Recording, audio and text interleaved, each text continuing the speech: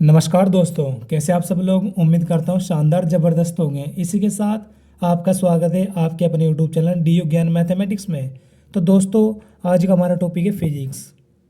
Physics ही क्यों? क्योंकि काफ़ी स्टूडेंट्स के कमेंट्स आ रहे थे कि सर आप फिजिक्स फर्स्ट का भी बैक पेपर क्वेश्चन कराइए, चाहे आप सॉल्यूशन कराएं या नहीं कराएं, लेकिन आप हमको क्वेश्चन दिखा देने चाहिए कि किस प्रकार कैसे कैसे क्वेश्चन हमसे पिछले वर्ष पूछे गए थे। तो इसी के साथ आज हम क्या लाए हैं, पिछले वर्ष का क्वेश्चन पेपर लाए हैं आपको दिखाने, यानी कि क्वेश्चन कैसे कैसे आए हैं और किस टाइप से आए हैं, किस किस चैप्टर से आए हैं। तो आपको मैं सॉल्यूशन तो नहीं कर सकता क्योंकि सॉल्यूशन करने में आपको काफ़ी टाइम लग जाएगा। तो काफ़ी टाइम के चक्कर में हमारे पास इतना टाइम नहीं जो आपको एक्सप्लेन कर दूँ और पूरा सॉल्यूशन दे दूँ पेपर का। तो उसके लिए मैं माफ़ी चाहूँगा। लेकिन आपको जो बच्चे चाहते थे कि सर आप सिर्फ पेपर दिखा दीजिए और क्वेश्चन दिखा दीजिए, लेकिन किस टाइप से सॉरी किस किस किस चैप्टर से है, तो मैं आपको दिखाना चाहूँगा। तो इसके साथ देखते हैं अपने क्वेश्चन कौन किस किस चैप्टर से आए हैं।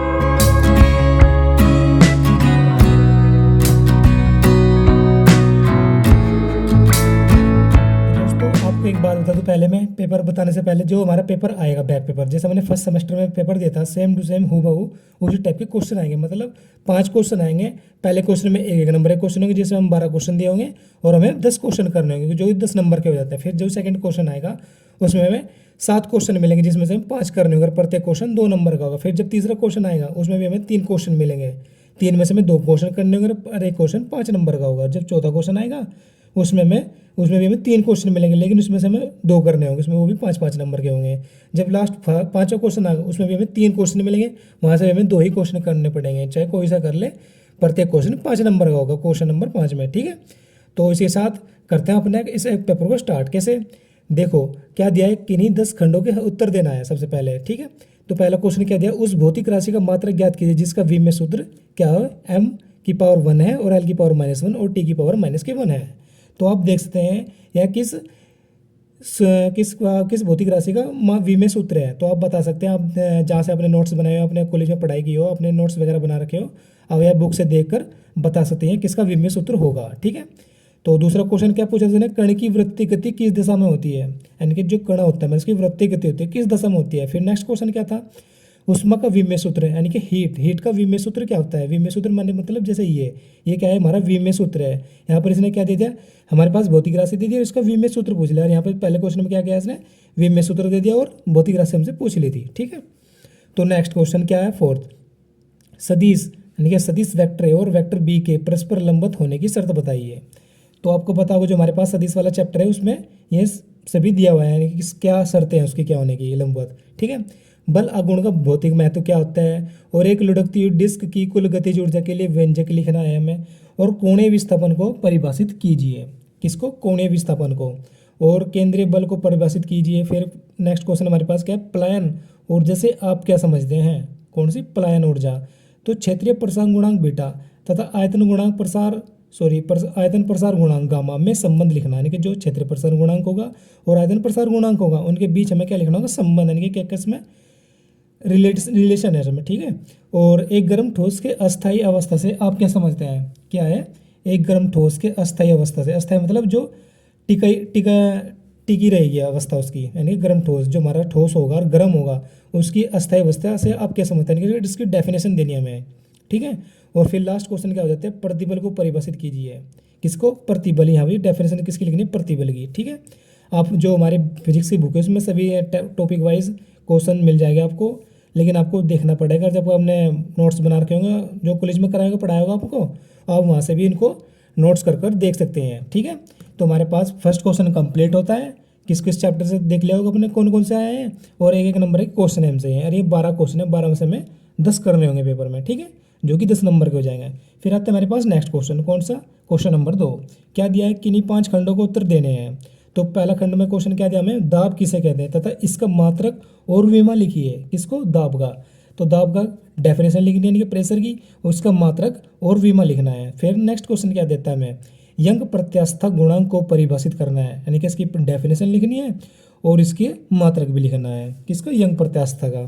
फिर क्या आता है नेक्स्ट, तापीय साम्य से आप क्या समझते हैं, डिग्री सेल्सियस तथा फ़ारेनहाइट तापमान में संबंध लिखिए। तब तो पहले सबसे पहले इसकी क्या डेफिनेशन लिखनी, किसकी? तापीय साम्य से, और फिर डिग्री सेल्सियस और डिग्री फ़ारेनहाइट तापों में क्या रिलेशन है, यानी क्या संबंध है वो बताना है हमें। यानी कि 2 क्वेश्चन हो जाते हैं, एक डेफिनेशन और ये डिग्री सेल्सियस और डिग्री फ़ारेनहाइट में रिलेशन बताना है। फिर उससे नेक्स्ट क्वेश्चन क्या आता है हमारे पास, फोर्थ, हुक का नियम लिखिए। किसका? हुक का नियम। तो आपने 12th क्लास में पढ़ेगा हुक का नियम वगैरह, जब किसी ने 12th की हुई है। और प्रत्यास्थता की सीमा का क्या तात्पर्य है? किसका? हुक का नियम लिखना। और नेक्स्ट, प्रत्यास्थता की सीमा का क्या तात्पर्य है, ठीक है।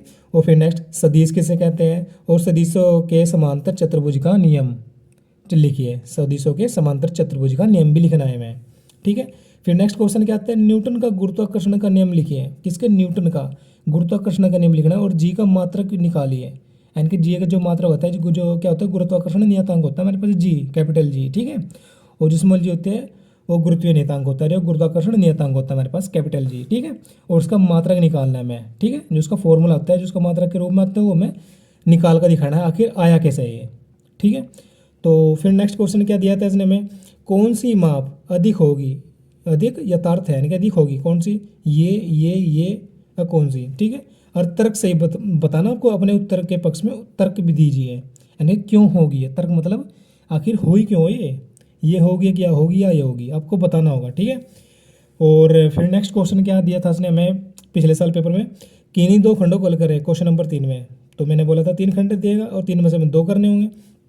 तो पहले खंड का क्वेश्चन क्या दिया था, गुरुत्व किसे कहते हैं, यानी कि जी तथा जी कैपिटल जी में संबंध प्राप्त कीजिए। मैंने बताया था गुरुत्वीय गुरुत्व गुरुत्व होता है, यानी कि गुरुत्वीय त्वरण होता है हमारे पास है जी, और ये कैपिटल जी कहते हैं गुरुत्वाकर्षण नियतांक, और ये गुरुत्वीय नियतांक होता है कौन सा, स्मॉल जी, और कैपिटल जी गुरुत्वाकर्षण नियतांक, ठीक है।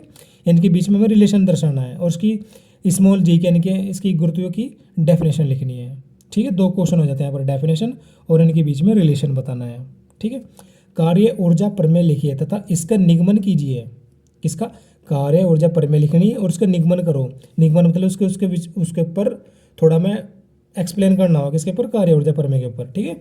और बल क्या है, बल एफ सदिश यानी कि वेक्टर एफ, बल वेक्टर एफ बराबर 3 आई कैप प्लस के 2 जे कैप माइनस के एफ के कैप एन द्वारा एक वस्तु को बिंदु आई प्लस 2 जे माइनस के कैप मीटर से बिंदु 4 आई कैप प्लस के 3 जे कैप प्लस के 2 के कैप मीटर तक विस्थापित किया जाता है। तो किए गए कार्य की गणना करनी है, क्या करना है, किए गए कार्य की गणना करनी है हमें।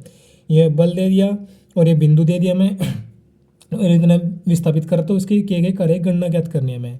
तो ठीक है, जो हमारा सदिश वाला चैप्टर है उसमें हमें इस प्रकार क्वेश्चन दिए हुए हैं, आप वहाँ से जाकर देख सकते हो, ठीक है। या आपके पास मॉडल वगैरह हो तो वहाँ से भी आपको मिल सकता है क्वेश्चन, ठीक है। तो नेक्स्ट क्वेश्चन हमारे पास 4th आ देते हैं, वहाँ पे भी हमें 2 खंड करने होंगे 3 खंडों में से। तो उसमें 3 खंडों में से पहला खंड का क्वेश्चन क्या दिया है, बंधन ऊर्जा क्या है, क्या बंधन ऊर्जा। तो बंधन ऊर्जा क्या है, पृथ्वी के निकट कक्षा में घूमते उपग्रह की बंधन ऊर्जा के लिए व्यंजक का निगमन कीजिए। तो क्या करना है, बंधन ऊर्जा लिखनी है और उसके पृथ्वी के निकट कक्षा में घूमते उपग्रह के बंधन ऊर्जा के लिए व्यंजक का निगमन करना है। और नेक्स्ट क्वेश्चन क्या दिया इसने, ऊष्मागतिकी का प्रथम नियम लिखिए, यानी कि उसकी व्याख्या करनी है, किसकी? ऊष्मागतिकी के प्रथम नियम की, यानी कि उसकी व्याख्या करनी है, इसमें क्या क्या चीज़ होती है, इससे क्या फायदे होते हैं और क्या इसके नुकसान होते हैं, जो भी है इसमें रिलेटेड वगैरह आपको बताना होगा। फिर आगे क्या क्या बोला इसने, समतापी प्रक्रम में किए गए कार्य के व्यंजक का निगमन भी कीजिए। किसके? समतापी प्रक्रम में किए गए कार्य के व्यंजक का निगमन करना, ठीक है। और फिर थर्ड क्वेश्चन आता है, कोणीय संवेग तथा बल आघूर्ण को परिभाषित करिए और इनके मध्य संबंध का निगमन कीजिए। इसकी सहायता से कोणीय संवेग संरक्षण नियम को स्थापित कीजिए। तो दोस्तों आप क्वेश्चन देख रहे होंगे, इस प्रकार दिए हुए थे हमें। तो सॉल्यूशन तो आपको नहीं बता रहा हूँ मैं, लेकिन आपको एक क्वेश्चन मैंने आपको पढ़कर दिखा दिया, यानी कि कौन कौन से क्वेश्चन हमें दिए थे और आप समझ सकते हो किन किन चैप्टर से आए हुए हैं, ठीक है। तो नेक्स्ट क्वेश्चन यानी कि नेक्स्ट और लास्ट क्वेश्चन क्या दिया, क्वेश्चन नंबर 5, 2 खंड हल करने हैं और जो कि हमें 3 दिए होते हैं। तो पहले खंड का क्वेश्चन क्या दिया है, यांत्रिक ऊर्जा किसे कहते हैं, क्या है, आंतरिक ऊर्जा। तो यांत्रिक ऊर्जा कहते हैं जो हमारे पास स्थितिज ऊर्जा और उसको गतिज ऊर्जा को मिलाकर प्राप्त होते हैं, क्या होती है हमारे पास, यांत्रिक ऊर्जा होती है, ठीक है। तो उसकी डेफिनेशन लिखनी है हमें। दिखाइए कि गुरुत्व के अंतर्गत स्वतंत्रता पूर्वक गिरती वस्तु की यांत्रिक ऊर्जा संरक्षित रहती है, तो कैसे रहती है, तो हमें दिखाना है, यानी कि सिद्ध करके दिखाना हमको क्वेश्चन ये, ठीक है। तो पृष्ठ तनाव की केशिकीय उन्नयन विधि में निम्नलिखित परीक्षण प्राप्त हुए, केश नली का व्यास डी बराबर ये है, तो केश नली में जल का उन्नयन एच बराबर इतना है। तो सूत्र हमारा ये होगा कि प्रयोग द्वारा टी के मान में अधिकतम प्रतिशत त्रुटि ज्ञात करें। टी के मान में अधिकतम प्रतिशत त्रुटि, यानी कि जो हमारा टी का मान बढ़ेगा वो कितना बढ़ेगा, आखिर कितने परसेंटेज बढ़ेगा, तो सूत्र के द्वारा इसको अमल करना पड़ेगा। तो आप कर लेना। तो नेक्स्ट क्वेश्चन हमारे पास और लास्ट क्या है, घर्षण गुणांक और घर्षण कोण में संबंध ज्ञात कीजिए, सीमांत घर्षण के नियम भी लिखिए। यानी कि घर्षण गुणांक और घर्षण कोण में संबंध बताना और सीमांत घर्षण के नियम भी लिखने हैं। तो यहाँ से 2 क्वेश्चन हो जाते हैं, घर्षण गुणांक और घर्षण कोण के बीच में रिलेशन और सीमांत घर्षण के नियम भी लिखने हैं। ठीक है, तो यहाँ पर हमारे यह पेपर द एंड होता है। तो यहाँ पर क्वेश्चन पूरा हो जाता है। उम्मीद है आपको क्वेश्चन समझ में आए होंगे। हमने एक्सप्लेन तो नहीं कर पाए ना, हमने आपको सॉल्यूशन दिया, सिर्फ आपको ये दिखाया है हमारे पास कैसे कैसे क्वेश्चन हमसे 2023 में पूछे गए थे। ठीक है, आप देख सकते हो वीडियो को सही से तरीके से कैसे कैसे क्वेश्चन है, किस चैप्टर से है, जो आपने नोट्स वगैरह बनाए हुए या कहीं से पढ़ा हो आपने, या मॉडल वगैरह हो आपके पास या बुक हो, वहाँ से आप इनको सर्च कर कर देख सकते हो। ठीक है, कैसे कैसे इनका सॉल्यूशन होगा। अगर मैं सॉल्यूशन कराने लगा तो उसको बहुत टाइम लग जाएगा सॉल्यूशन करने में, तो उसके लिए मैं माफ़ी चाहूँगा सॉल्यूशन के लिए। तो आज के लिए इतना ही। तो काफ़ी लोग स्टूडेंट से कमेंट करते, इसलिए मैंने आपको एक्सप्लेन थोड़ा सा इस प्रकार दिखा दिया, वरना नहीं मैं तो मैथ का वीडियो आता है हमारा, वही हम बनाते हैं। ठीक है, तो आज के लिए इतना ही, धन्यवाद, मिलते हैं नेक्स्ट पार्ट में।